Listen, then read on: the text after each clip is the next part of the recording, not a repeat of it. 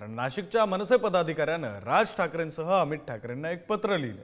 अमित ठाकरेंनी नाशिक पूर्व विधानसभा लढवण्याची मागणी या पत्राद्वारे करण्यात आली आहे। तर नाशिक पूर्व मधून इच्छुक असलेले प्रसाद सानप यांनी हे पत्र लिहिले।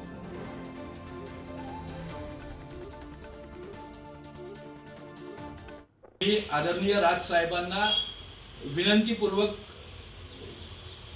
करतो की त्यांनी अमित साहेबांना या मतदारसंघातून लढण्याची संधी द्यावी। आम्ही सर्व महाराष्ट्र सैनिक जीवाचं रान करू आणि या ठिकाणी पुन्हा आपला बालेकिल्ला काबीज करू असा आम्हाला ठाम विश्वास आहे।